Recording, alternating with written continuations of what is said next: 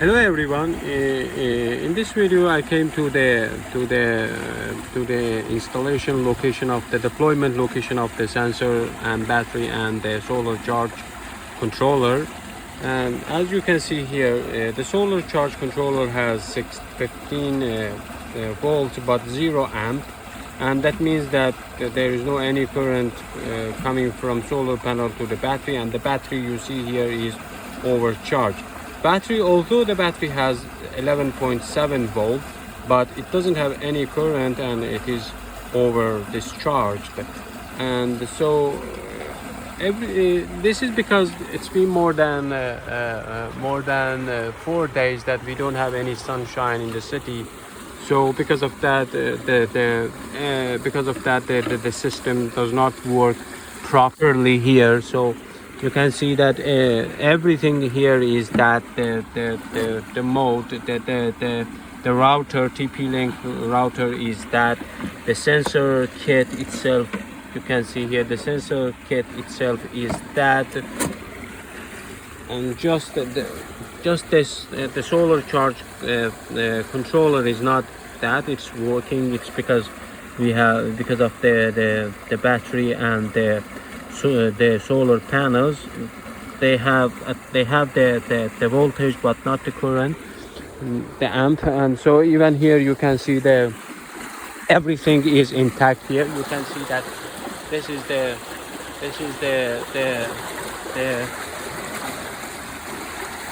let me take this one away.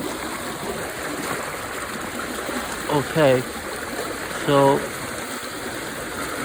yes, here you can see that this is the sensor itself, the sensor ports, and the wiring of the sensor. Everything is intact.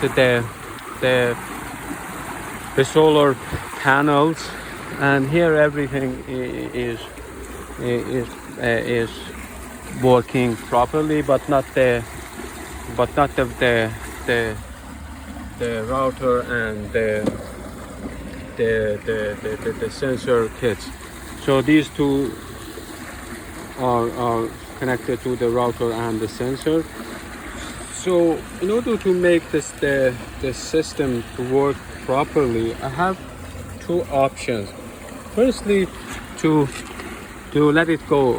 What I mean is, that I can wait for the sunrise, and if the sun in the following day the sun is going to rise, that means that the solar panel will work properly, and it will again charge the battery, hopefully. But the second option is that to replace the overcharged battery here.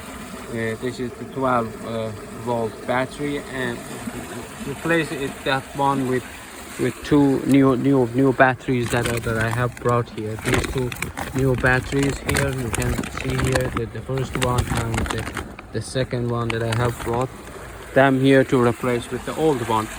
And specifically to set the timer of the sensor.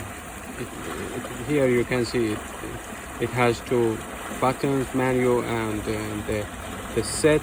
So in the data sheet, it's been written that you can do that using the first timer or the second timer. It is upon us.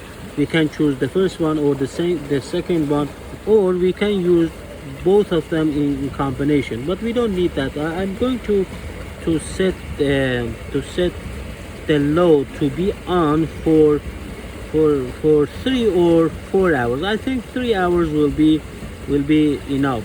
If the load, and I'm going to change the load. I'm going to I'm going to consider the load as TP-Link as the load, and I will disconnect it here, the TP-Link from here, and I will connect it to here, to the load. This is the load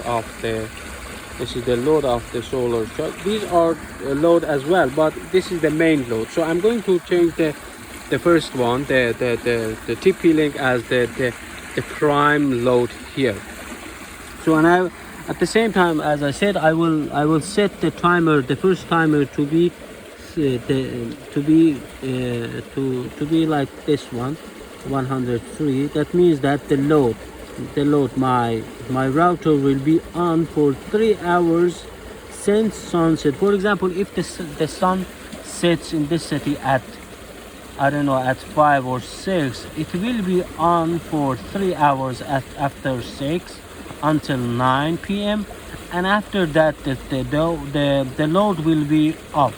That means that I don't need the load to be off, to be on continuously, because the sensor itself has the ability to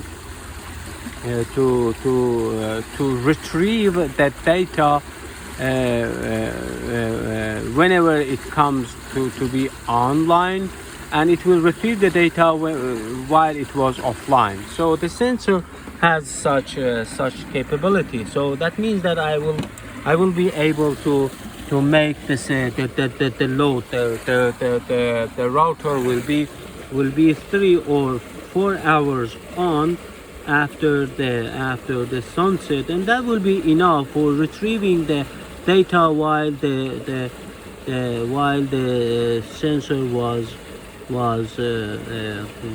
offline.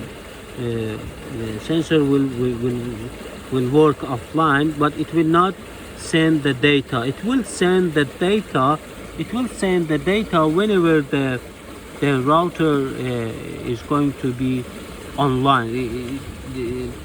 I mean, by online I mean to be on, not off. So let's try that option to replace that one, the battery, with the new 2 batteries, and to see what will happen in the future hours, in the future days, via the server, the platform that we receive the data from the sensor and the sensor and the control, the TP-Link router.